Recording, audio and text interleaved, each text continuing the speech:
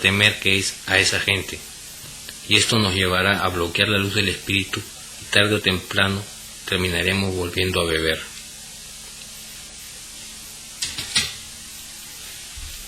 En algunas partes de la lectura pareciera decir que Bill contactó al Dr. Bob, que el Dr. Bob desde la primera vez estuvo sobrio, pero nosotros sabemos que el Dr. Bob se emborrachó una vez más. Se estaba alistando para ir a una reunión de la asociación médica a la que asistía cada año. Su esposa le dijo a Bill: no lo dejes ir porque cada vez que lo hace se emborracha y lo volverá a hacer esta vez. Bill le contestó: está bien, si lo hace estará bien. Tiene que aprender a vivir en un mundo donde existe el alcohol. El Dr. Bob fue a la reconvención, se emborrachó y regresó borracho a Akron. Fue a la casa de su enfermera porque tenía miedo de ir a su casa. Yo creo que no quería encarar a Ann y a Bill juntos. Su enfermera llamó a Ann y le dijo: ven a recogerlo, está borracho. También le dijo: tienes que ponerlo sobrio para mañana porque tiene una operación que solo él puede realizar. Bill lo recogió y a punto de café trató de ponerlo todo lo sobrio que pudo. A la mañana siguiente lo llevó al hospital para la operación.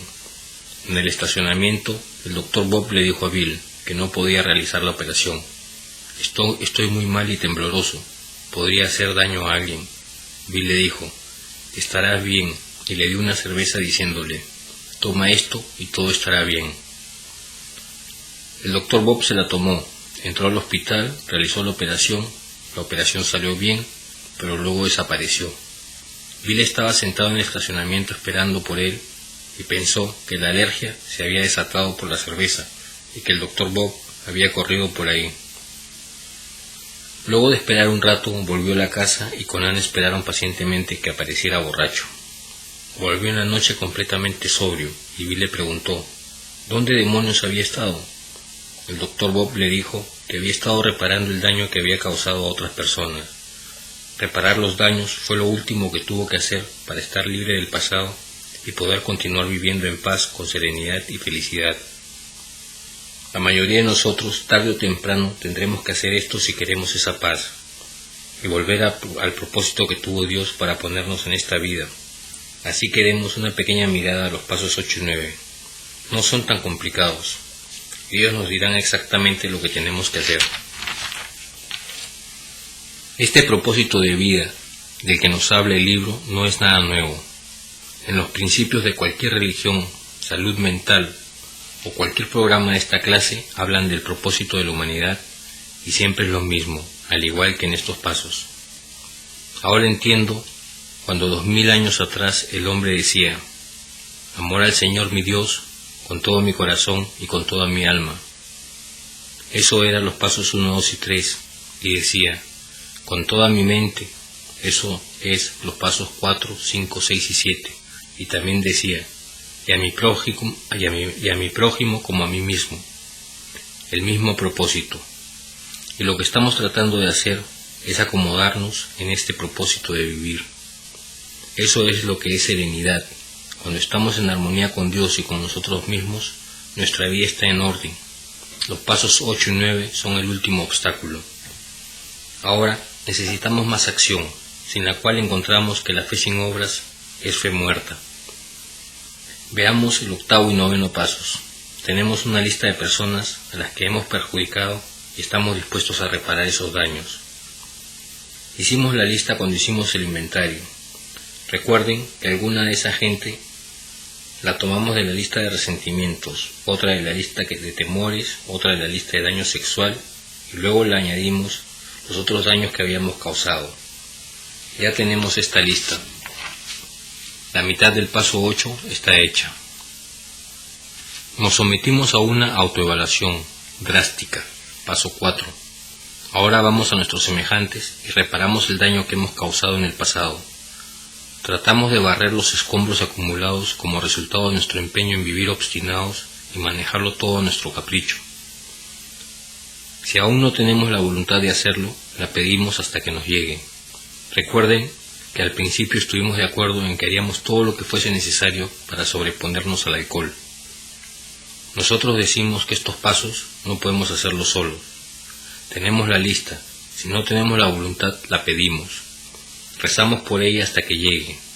Bill dice que una de las llaves de los pasos 8 y 9 es esta parte.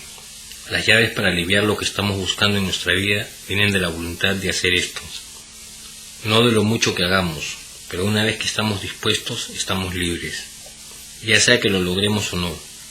Algunas personas no pueden hacer los reparos, pero si están dispuestos se sentirán libres de la culpa y el remordimiento. Este párrafo trata del paso 8. Lo demás es el paso 9 y trata de cómo hacer estas reparaciones. Cuando hablamos del paso 8, podemos ver la importancia de hacer el paso 4. Como lo dice el libro, no hay forma de que esté dispuesto a hacer reparaciones a menos que haga el paso 4 como lo dice el libro, y pueda ver el papel que he jugado en todas esas situaciones, para empezar a ver dónde soy culpable con las otras personas. Entonces puedo empezar a estar dispuesto a hacer reparaciones. Si no hiciera el paso 4, podría decirme: ellos me han hecho igual daño, así que no les debo ninguna reparación. Vamos a encontrar varios de estos casos, y nos va a ser difícil hacer reparaciones con estas personas. Si no tenemos cuidado, podemos caer en la trampa y decirnos: si no tengo la voluntad para reparar lo que les hice, entonces no tengo que hacerlo y punto. Nos bloquearemos completamente para hacer el paso 9. Mi padrino no permitió que esto me sucediera. Él me dijo: Charlie, algunas de estas personas en la lista tú las conoces y ellas te conocen. Tú las quieres y ellas te quieren. Y tú quieres arreglar las cosas con ellas. Ahora mismo, ¿no es así? Y yo le dije: seguro que sí. Mis hijos estaban ahí, mi hermano, mi madre y mi padre, y algunos amigos. No estaba seguro si Bárbara, ella estaba en la lista, pero no estaba seguro si quería hacerlo con ella. Y él dijo: te diré lo que debes hacer. ¿Por qué no tomas otra hoja y empiezas una nueva lista que diga ahora mismo?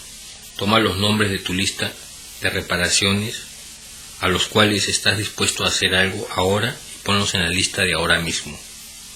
Luego haz otra columna que diga más tarde y pon los nombres de aquellos que sabes que tarde o temprano tendrás que hacer reparaciones.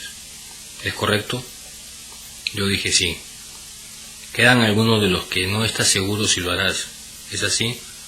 Y yo dije nuevamente sí. ¿Cómo lo sabes?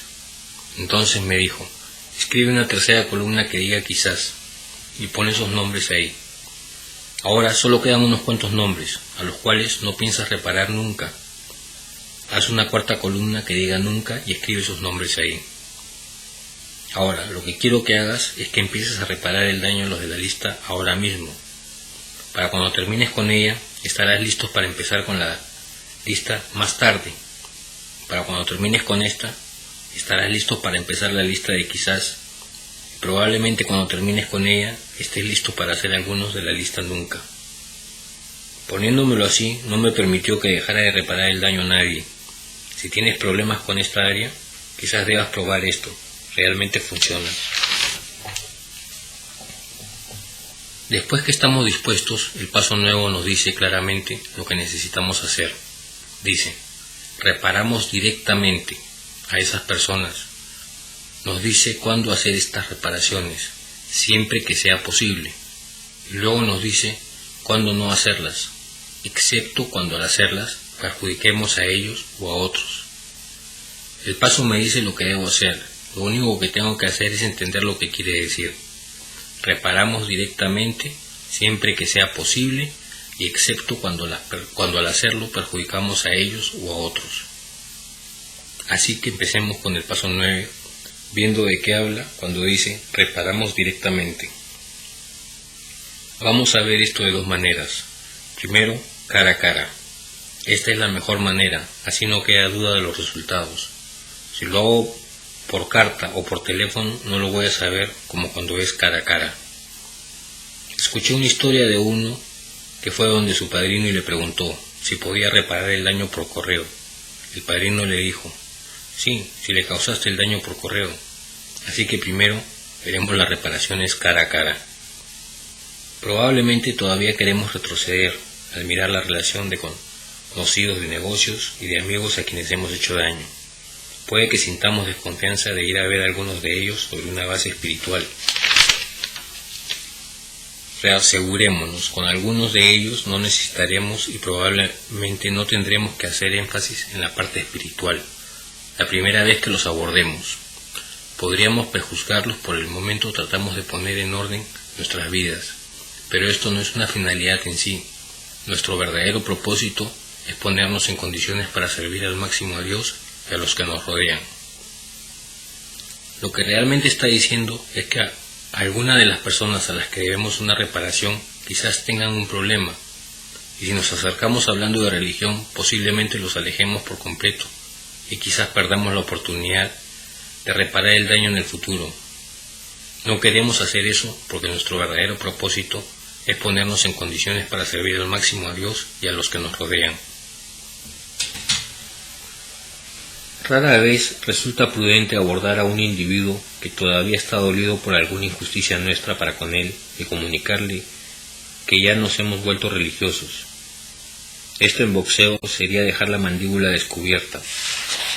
¿Por qué correr el riesgo de que se nos tilde de fanáticos o majaderos religiosos? Podríamos truncar una futura oportunidad para llevar un mensaje beneficioso, pero es seguro que a nuestro hombre le impresione un deseo sincero de corregir lo que está mal. Le interesará más una demostración de buena voluntad que nuestra charla sobre descubrimientos espirituales.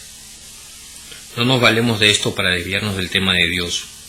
Cuando sea para cualquier fin bueno, estamos dispuestos a declarar nuestras convicciones con tacto y con sentido común. Surgirá el problema de cómo acercarnos al individuo que odiábamos. Puede ser que nos haya hecho más daño del que le hemos causado, y que a pesar de que ya hayamos adoptado una mejor actitud hacia él, no estemos todavía muy dispuestos a admitir nuestros defectos.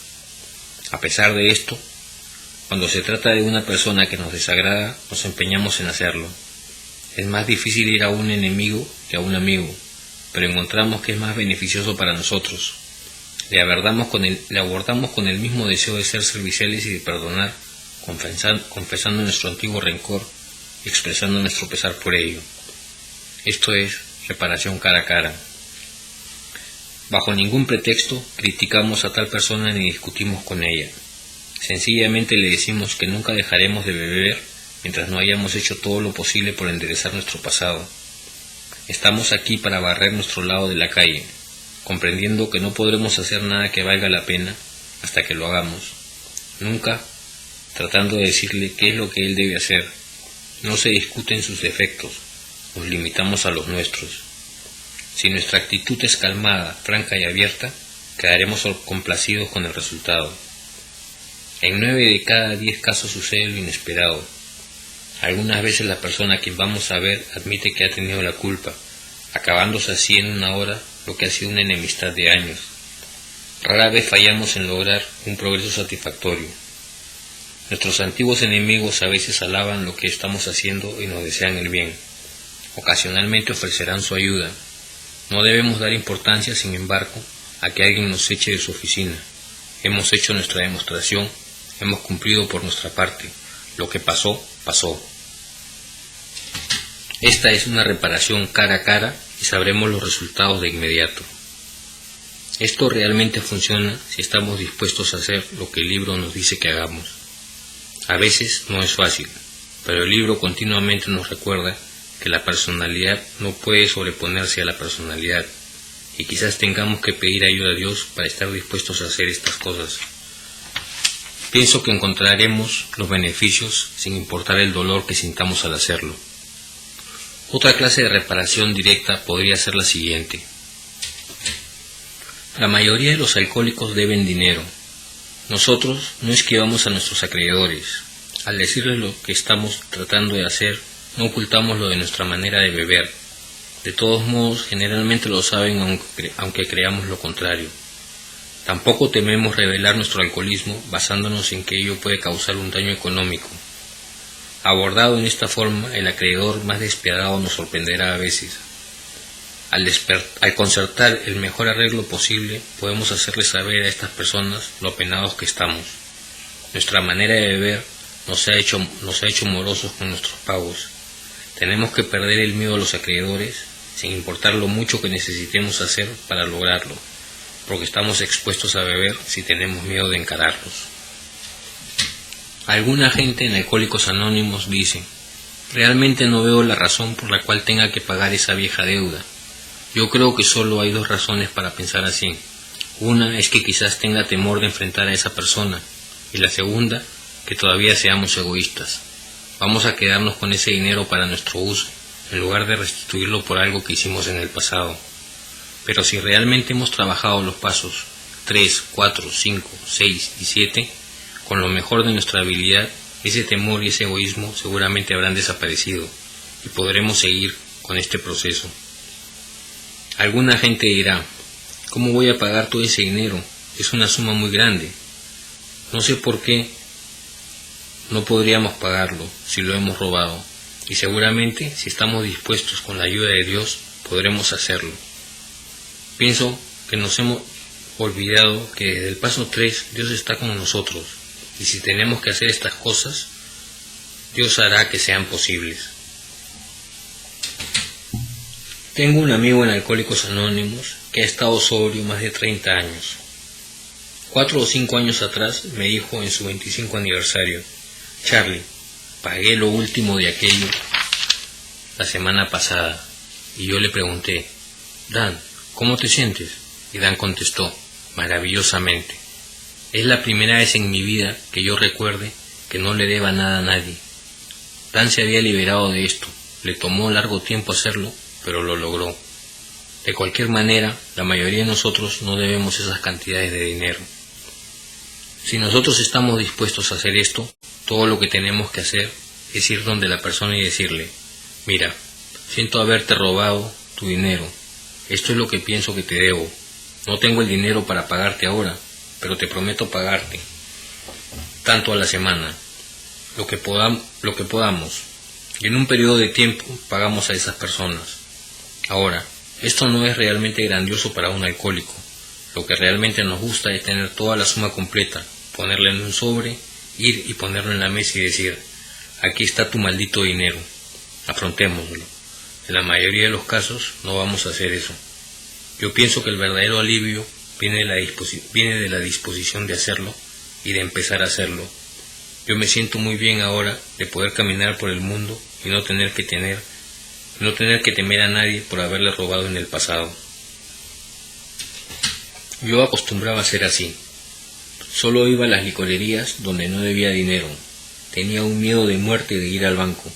Sabía que si entraba al banco, el administrador se daría la vuelta y caminaría en sentido contrario. Y si no lo hacía, me llamaría a su oficina y diría: hey, ¿qué vamos a hacer con estas cuentas? Y yo terminaba mi relación con las personas por causa del dinero. Es grandioso no tener que preocuparme más de eso. Si nosotros debemos y sabemos que es así, nunca nos sentiremos libres a menos que hagamos algo al respecto. No tiene que ser hecho de la noche a la mañana. Ciertamente puede ser hecho en un periodo de años. El otro día una joven nos preguntó: yo debo dinero a una tienda como Sears por algunas cosas que robé en el pasado. ¿Cómo diablos les voy a pagar? Yo le dije: probablemente no puedas. Podrías crearles un tremendo problema en su sistema financiero. Podría costarles más el tratar de arreglarlo que lo que les debes. Pero lo que podrías hacer es darle la cantidad que debes al Ejército de Salvación y liberarte de esa culpa y remordimiento. Trata eso y ve qué pasa. Ella lo hizo y nos llamó después diciendo: hombre, eso realmente funcionó bien. Hay muchas maneras de hacerlo si estamos dispuestos a hacerlo. Hay muchas cosas que podemos hacer para reparar los daños. Es por eso que hay mucho en el libro acerca del paso 9. Charlie y yo estamos de acuerdo en que después de haber trabajado con muchas personas, nunca hemos visto nada que tenga que ver con hacer enmiendas, que no podamos encontrar algo en el libro que nos dé ciertas direcciones de cómo hacerlo. Hemos hablado de hacer reparaciones cara a cara. Ahora hablaremos de cómo manejar ofensas criminales del pasado. Tal vez hayamos cometido un delito que nos pudiera hacer ir a parar a la cárcel, si llegase a conocimiento de las autoridades. Puede que hayamos malversado fondos que no podamos reponer. Quizás se lo hayamos confesado a otra persona, pero estamos seguros de que si nos descubriera, podríamos perder nuestro trabajo o incluso podrían encarcelarnos. Tal vez sea un delito leve, como haber inflado nuestras cuentas de gastos. La mayoría de nosotros hemos hecho esa clase de cosas. Tal vez estemos divorciados y nos hayamos vuelto a casar, pero no estemos cumpliendo con el pago de la pensión a la primera esposa. Por ese motivo ella se ha indignado y tiene una orden de arresto contra nosotros. Este tipo de dificultad es común. Aunque estas reparaciones tienen innumerables formas, hay algunos principios generales que nos parecen orientativos, recordándonos a nosotros mismos que hemos decidido hacer todo lo que fuese necesario para encontrar una experiencia espiritual. Pedimos que se nos dé fortaleza y se nos dirija hacia lo que es debido sin importar cuáles pudiesen ser las consecuencias personales. Podemos perder nuestra posición o nuestra reputación o afrontar la cárcel, pero estamos dispuestos. Tenemos que estarlo, no debemos amedrentarnos ante nada. Sin embargo, generalmente hay otras personas implicadas. Por lo tanto, no hemos de ser el precipitado y tonto mártir que innecesariamente sacrifique a otros para salvarse de caer en el abismo del alcoholismo. Un individuo que conocimos se había vuelto a casar. Debido a los resentimientos y a la bebida, no había pagado la pensión de divorcio a su primera esposa. Estaba furiosa. Acudió a la corte y consiguió una orden de arresto contra él. Él había empezado a llevar nuestra manera de vivir, había asegurado una posición y empezaba a levantar cabeza. Hubiera sido de una heroicidad impresionante por su parte presentarse ante el juez y decirle: aquí estoy. Pensamos que debía estar dispuesto a hacerlo si fuese necesario, pero que estando en la cárcel no podría sufragar los gastos de ninguna de las dos familias. Le sugerimos que escribiera a la primera esposa admitiendo sus faltas y pidiéndole perdón. Así lo hizo, incluyendo también una pequeña suma de dinero. Le explicó lo que trataría de hacer en el futuro. Le dijo que estaba absolutamente dispuesto a ir a la cárcel si ella insistía.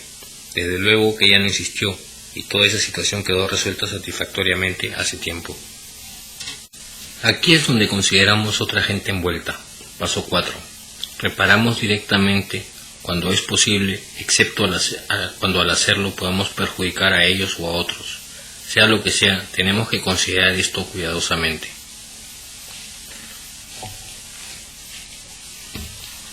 Esto nos trae a la memoria una historia acerca de uno de nuestros amigos.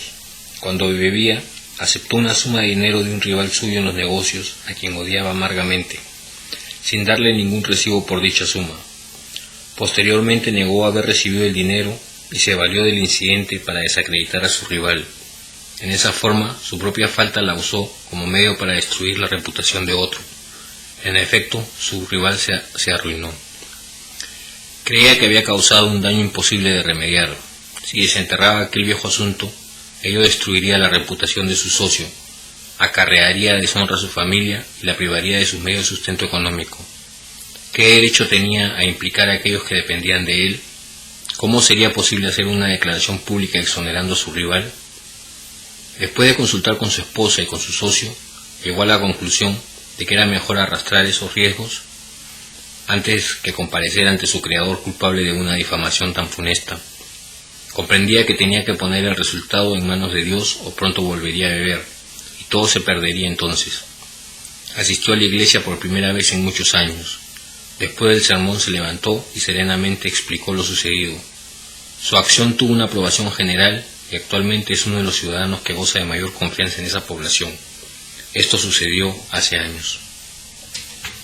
Nuevamente aquí, él considera a otra gente que puede estar envuelta. Habla con ellos, obtiene su conformidad antes de hacer las reparaciones. Lo probable es que tengamos dificultades domésticas. Tal vez estemos enredados con mujeres en una forma que no quisiéramos que se pregone. Dudamos que los alcohólicos sean fundamentalmente peores en este sentido que las demás gentes, pero la bebida sí complica las relaciones sexuales en el hogar. Después de unos cuantos años con un alcohólico, una esposa se cansa y se vuelve resentida y poco comunicativa. ¿Cómo podría ser de otro modo? El marido empieza a sentirse solo y a compadecerse de sí mismo. Comienza a buscar en centros nocturnos y otros lugares de diversión algo más que licor. Tal vez tenga amoríos secretos y emocionantes con alguna muchacha comprensiva. Con toda imparcialidad podemos aceptar que ella comprenda, pero ¿qué vamos a hacer con una situación como esta? Un hombre que está enredado en esa forma frecuentemente tiene muchos remordimientos, especialmente si está casado con una mujer leal y valiente cuya vida literalmente ha sido un infierno por su causa. Cualquiera que sea el caso, generalmente tenemos que hacer algo. Si estamos seguros de que nuestra esposa no está enterada, ¿debemos decírselo? Creemos que no siempre. Si ella sabe en forma general que hemos sido alocados, ¿debemos ponerla al tanto de los pormenores? Indudablemente debemos admitir nuestra falta. Tal vez ella insiste en conocer todos los detalles, querrá saber quién es la mujer y dónde está. Nosotros pensamos que debemos contestarle que no tenemos ningún derecho a involucrar a otra persona. Sentimos lo que hemos hecho y Dios mediante no volverá a suceder. No podemos hacer nada más que eso. No tenemos derecho a ir más lejos. No estamos casados con un grupo de idiotas. Si estoy coqueteando por ahí, mi esposa lo sabe. No tiene sentido que corra donde ella y le diga lo que hice para sentirme libre. Lo único que voy a conseguir es herirla más. Es mucho mejor sospechar que saber la absoluta verdad. A veces el sospechar no duele tanto. Además, si damos nombres y detalles, probablemente vamos a involucrar a otra gente y terminaremos hiriendo a muchas personas si no tenemos cuidado. Es difícil de creer, pero este es un error común.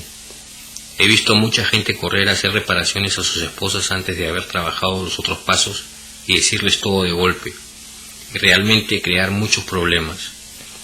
He visto 1 o 2 personas que han estado sobrias por 4 o 5 años, terminar diciéndoselo a sus esposas y acabar en un divorcio casi inmediatamente. A veces es mejor mantener la boca cerrada. Sin duda necesito hacer reparaciones a mi esposa, pero lo único que realmente puedo hacer es decir: mira, sé lo que he sido y tú lo sabes también. Realmente te hice daño cuando bebía y lo lamento, pero ahora estoy tratando de vivir una vida decente y con la ayuda de Dios no intento volver a hacer esas cosas nunca más. Y eso es todo lo que puedo hacer. Y eso es todo lo que puedo hacer con mis hijos también. Les digo que con la ayuda de Dios voy a tratar de ser un mejor esposo y un mejor padre. De ahora en adelante, para algunos, estas son todas las posibles reparaciones que podemos hacer.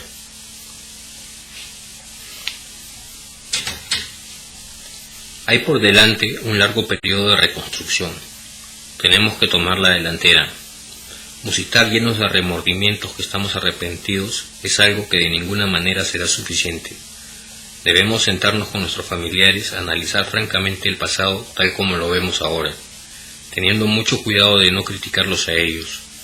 Sus defectos pueden ser muy notorios, pero es probable que nuestros propios actos sean parcialmente la causa de estos.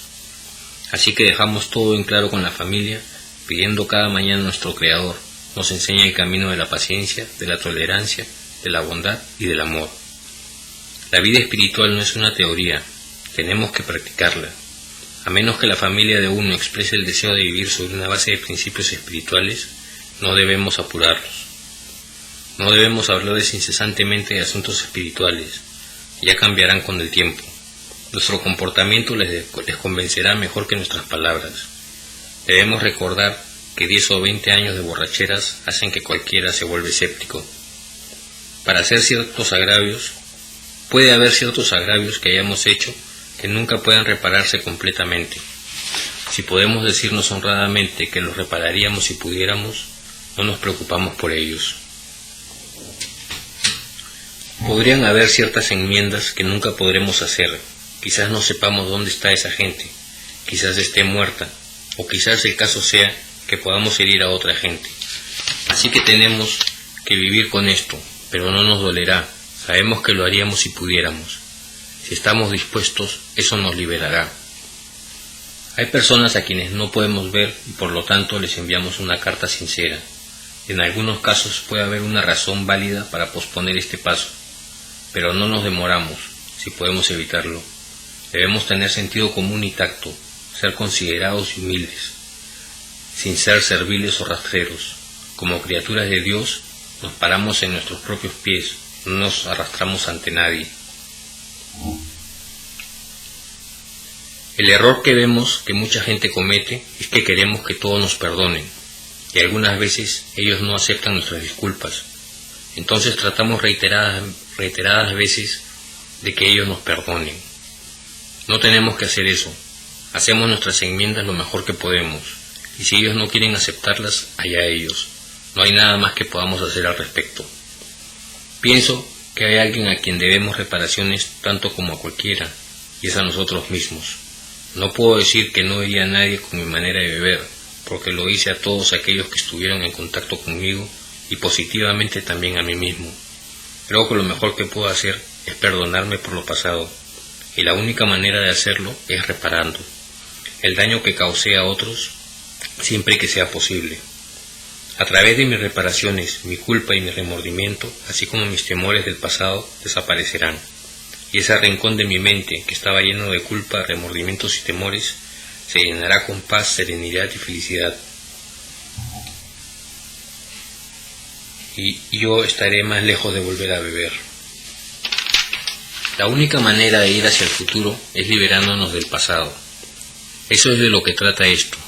Al principio les prometimos que si estaban dispuestos, paso 1, si podían creer, paso 2, y si decidían, paso 3, y si tomaban acción, pasos 4 al 9, pueden esperar obtener ciertos resultados. Los resultados de nuestros primeros 9 pasos los encontraremos en la página 78. Notamos que estas promesas vienen inmediatamente después del paso 9. Si nos esmeramos en esta fase de nuestro desarrollo, nos sorprenderemos de los resultados antes de llegar a la mitad del camino. Vamos a conocer una libertad y una felicidad nuevas. No nos lamentaremos por el pasado y desearemos cerrar la puerta que nos lleva a él. Comprenderemos el significado de la palabra serenidad y conoceremos la paz. Sin importar lo bajo que hayamos llegado, percibiremos cómo nuestra experiencia puede beneficiar a otros. Desaparecerá ese sentimiento de inutilidad y lástima de nosotros mismos. Perderemos el interés en cosas egoístas y nos interesaremos en nuestros compañeros. Se desvanecerá la ambición personal. Nuestra actitud y nuestro punto de vista sobre la vida cambiarán. Se nos quitará el miedo a la gente y a la inseguridad económica. Intuitivamente sabremos manejar situaciones que antes nos desesperaban. De pronto comprenderemos que Dios está haciendo por nosotros lo que por nosotros mismos no podíamos hacer. ¿Son estas promesas extravagantes? No lo creemos. Están cumpliéndose entre nosotros, a veces rápidamente, a veces lentamente, pero siempre se realizarán si trabajamos para obtenerlas. Estas promesas se verán materializadas si trabajamos por ellas. Si trabajamos los 9 primeros pasos, está garantizado que tendremos una experiencia espiritual que será rápida o un despertar espiritual que es lento. Y ambos producen lo mismo, un cambio de personalidad lo suficiente para recuperarnos del alcoholismo. Las promesas siempre vienen como resultado del trabajo. Me gustaría leer las promesas nuevamente por 2 razones. Primero, porque me gusta la manera como las leo. Segundo, quiero agregar algunas palabras a ellas, y estas son: cuando tomaba un trago de alcohol, y me refiero a cuando era joven, el alcohol era mi amigo. Cuando podía tomar y sentirme un gran bailarín, un gran amante en el asiento trasero de un Chevrolet del 36. Así es como el alcohol me hacía sentir antes de voltearse contra mí y literalmente destruirme. Cada vez que bebía alcohol conocía una nueva felicidad y una nueva libertad. Cada vez que bebía alcohol podía conocer la paz y entender la palabra serenidad. Cada vez que bebía alcohol sin temor, mi temor a la gente y a la inseguridad económica desaparecía. Cada vez que bebía alcohol podía manejar situaciones que normalmente no podía. Cada vez que bebía alcohol repentinamente veía que el alcohol hacía por mí las cosas que yo no podía. Pensemos acerca de esto un momento. No hay ser humano que no busque una sensación de tranquilidad y confort. Algunos lo encontramos en el alcohol, otros en las drogas, otros en la comida, otros en un poder superior a ellos. Yo encontré el mío por años y años en el alcohol. Él hizo por mí lo que yo no podía hacer por mí mismo. Me permitió funcionar en lo que era para mí una sociedad normal, mientras crecía. Y cada vez que miro hacia atrás, tengo dudas de si hubiera podido funcionar en esa sociedad sin la ayuda del alcohol. Por años fue mi amigo y me permitió hacer todas esas cosas que quería. Pero un día se volvió contra mí y empezó a causarme todas esas cosas que siempre temí que sucedieran. Y todas sucedieron por causa del alcohol. Yo no sabía que era un alcohólico. No sabía que no había forma de recuperar esos buenos tiempos. Los últimos años de bebedor los gasté tratando de encontrar la manera de recuperar esos sentimientos que me daba el alcohol, y casi me destruyó y destruyó a los que me rodeaban. Finalmente llegué a Alcohólicos Anónimos y ustedes me dieron los primeros 9 pasos.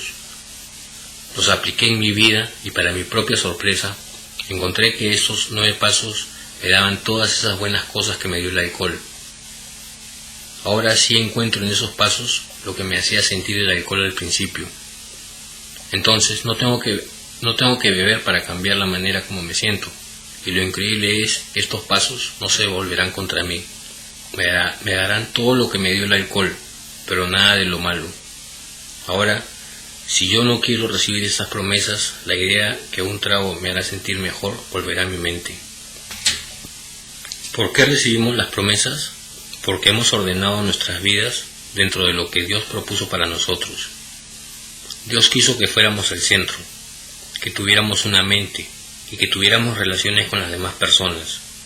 Si ustedes lo notan, todas las promesas tienen que ver con la mente, ninguna con el cuerpo. Efectivamente, nos habremos recuperado de una condición desesperada de la mente y el cuerpo al final del paso 9.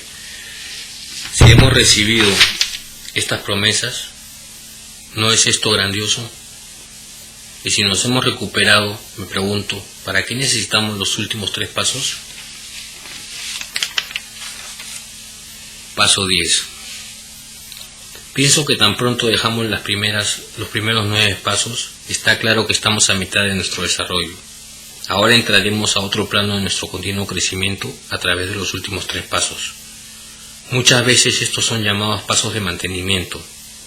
Esto más o menos nos da la idea de que nos quedamos donde estamos, pero a nosotros nos gusta verlos como pasos con los cuales podemos seguir creciendo el resto de nuestras vidas. Realmente no podemos mantener nada como es. Todo en el mundo está cambiando.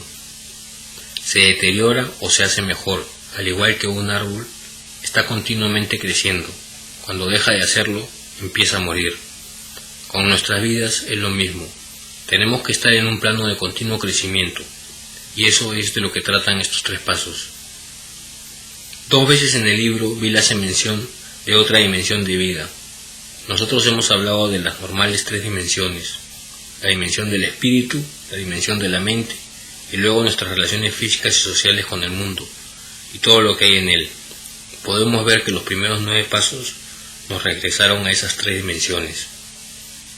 Regresemos por un momento a la página 8 del libro, donde hace referencia a esa otra dimensión.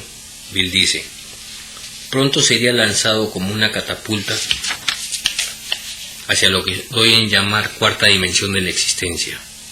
En otras palabras, una dimensión más allá de las normales 3. En la página 23, donde habla de la experiencia espiritual, nuevamente habla acerca de la 4ª dimensión. El hecho grande